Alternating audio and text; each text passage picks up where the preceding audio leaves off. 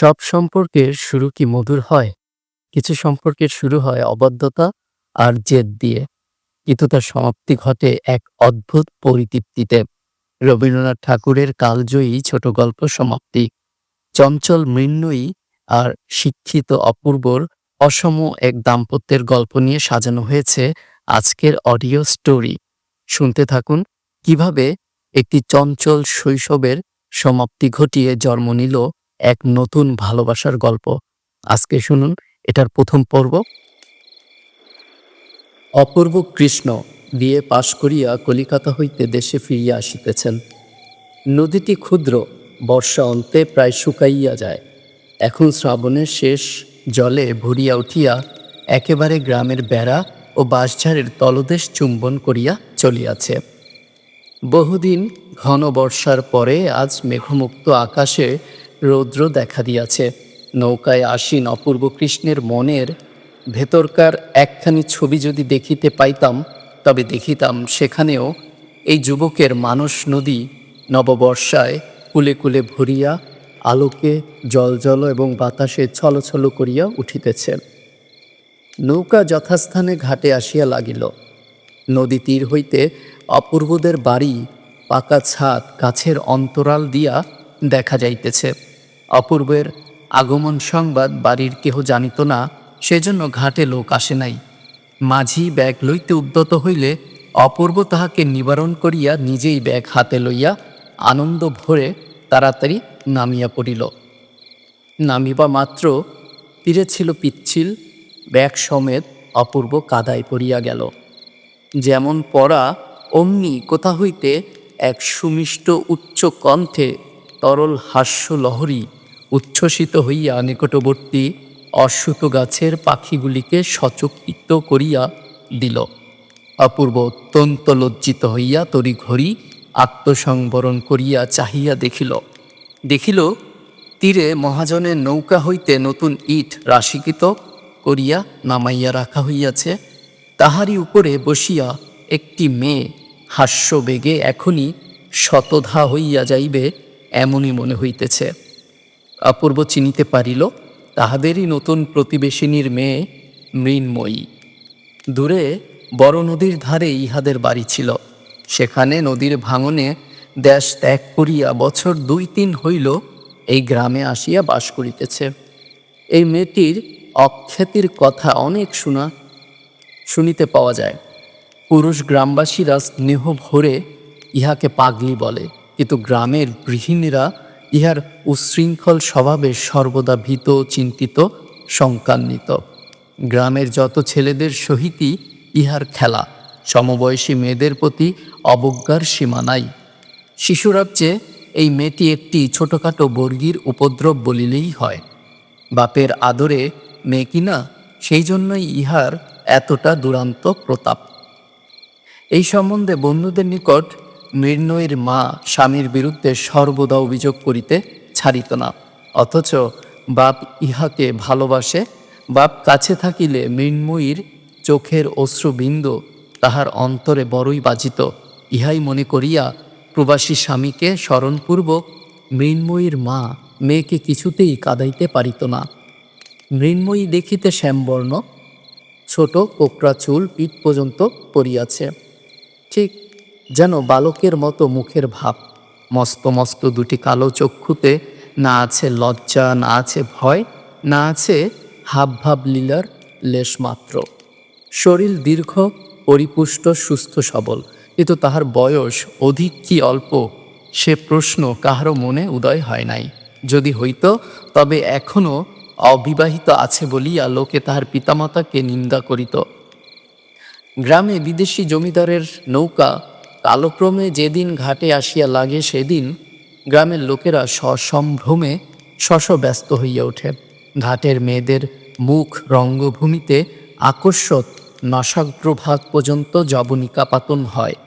কিন্তু মৃন্ময়ী কোথা হইতে একটা উলঙ্গ শিশুকে কোলে লইয়া কোকড়া চুলগুলি পিঠে দোলাইয়া ছুটিয়া আসিয়া উপস্থিত। যে দেশে ব্যাধ নাই, বিপদ নাই, সে দেশের হরিণ শিশুর মতো নির্ভীক কৌতূহলে দাঁড়াইয়া চাহিয়া চাহিয়া দেখিতে থাকে। অবশেষে আপন দলের বালক সঙ্গীদের নিকট ফিরিয়া গিয়া এই নবাগত প্রাণীর আচরণ ব্যবহার সম্বন্ধে বিস্তর বাহুল্য বর্ণনা করে। আমাদের অপূর্ব ইতিপূর্বে ছুটি উপলক্ষে বাড়ি আসিয়া এই বন্ধনবিহীন বালিকাটিকে দু চারিবার দেখিয়াছে এবং অবকাশের সময় এমনকি অনবকাশের সময়ও ইহার সম্বন্ধে চিন্তা করিয়াছে। পৃথিবীতে অনেক মুখ চোখে পড়ে, কিন্তু এক একটি মুখ বলা কহা নাই একেবারে মনের মধ্যে গিয়া উত্তীর্ণ হয়। সে কেবল সৌন্দর্যের জন্য নহে, আরেকটা কি গুণ আছে, সে গুণটি বোধ হয় স্বচ্ছতা। অধিকাংশ মানুষের মধ্যেই মনুষ্য প্রকৃতিটি আপনাকে পরিস্ফুষ্ট রূপে প্রকাশ করিতে পারে না। যে মুখে সেই অন্তর গুহাবাসী রহস্যময় লোকটিকে অবাধে বাহির হইয়া দেখা দেয়, সেই মুখ সহস্রের মধ্যে চোখে পড়ে এবং এক পলকে মনে মুদ্রিত হইয়া যায়।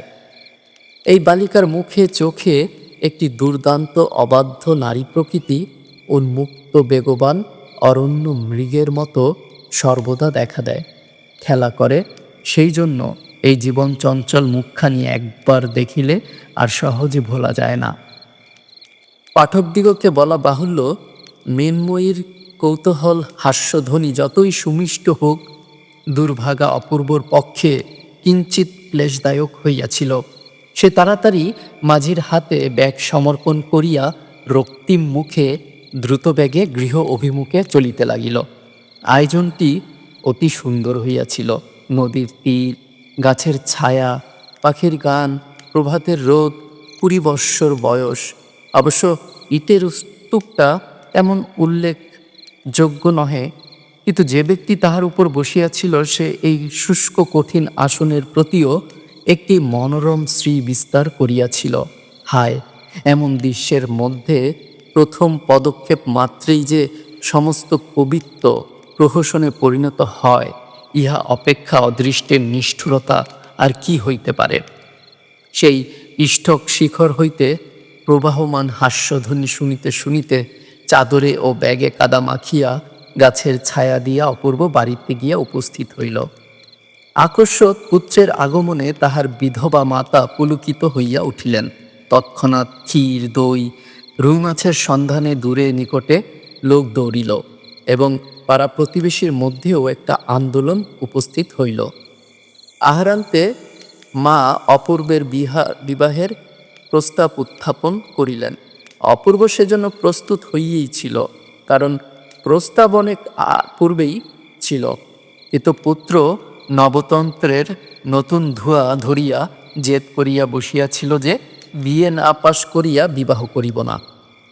এতকাল জননী সেই জন্য অপেক্ষা করিয়াছিলেন, অতএব এখন আর কোনো ওজর করা মিথ্যা। অপূর্ব কহিল, আগে পাত্রী দেখা হোক, তারপর স্থির হইবে। মা কহিলেন, পাত্রী দেখা হইয়াছে, সেজন্য তোকে ভাবিতে হইবে না।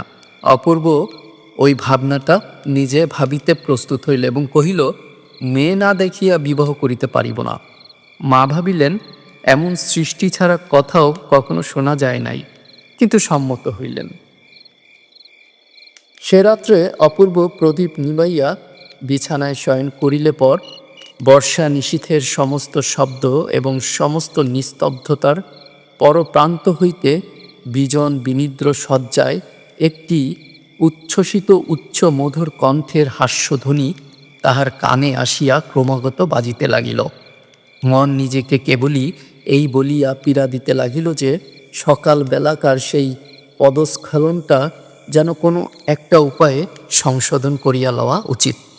বালিকা জানিল না যে আমি অপূর্ব কৃষ্ণ অনেক বিদ্যা উপার্জন করিয়াছি, কলিকাতার বহু কাল যাপন করিয়া আসিয়াছি। দৈবাৎ পিছলে পা দিয়া কাদায় পড়িয়া গেলেও আমি উপহাস্য উপেক্ষণীয় একজন নহি। পরদিন অপূর্ব কোণে দেখিতে যাইবে, অধিক দূরে নয়, পাড়াতেই তাহাদের বাড়ি। একটু বিশেষ যত্নপূর্বক সাজ করিল। ধুতি ও চাদর ছাড়িয়া সিল্কের চাপকান জব্বা, মাথায় গোলাকার পাগড়ি এবং বার্নিশ করা একজোড়া জুতো পায়ে দিয়া সিল্কের ছাতা হস্তে প্রাতকালে বাহির হইল। সম্ভাবিত শ্বশুরবাড়িতে পদার্পণ করিবা মাত্র মহা সমারোহ সমাদরের ঘটা পড়িয়া গেল।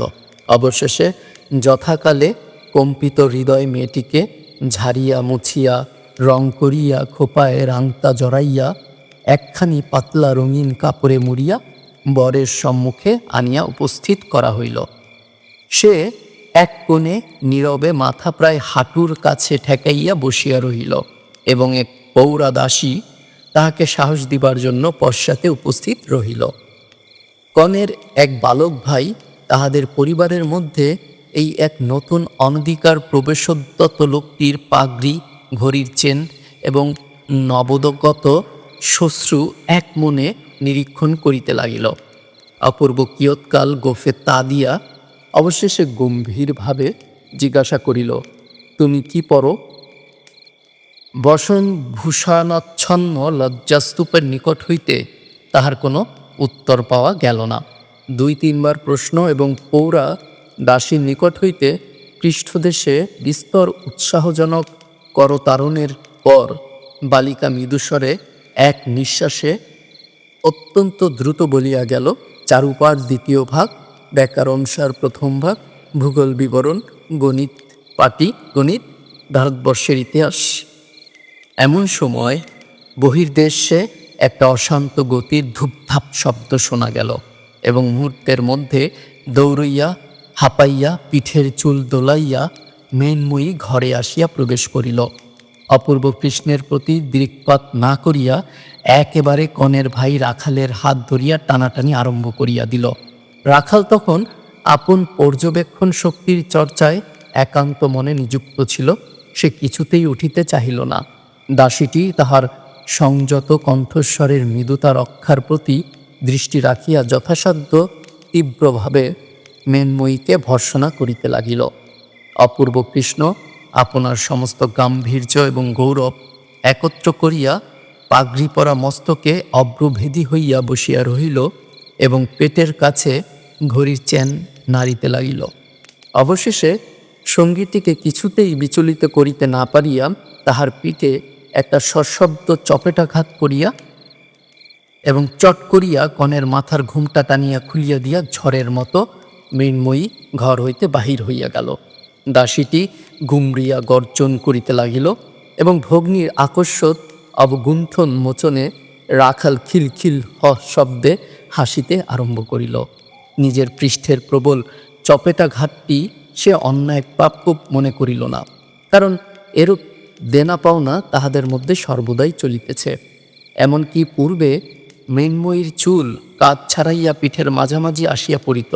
রাখালি একদিন হঠাৎ পশ্চাৎ হইতে আসিয়া তাহার ঝুঁটির মধ্যে কাঁচি চালাইয়া দেয়।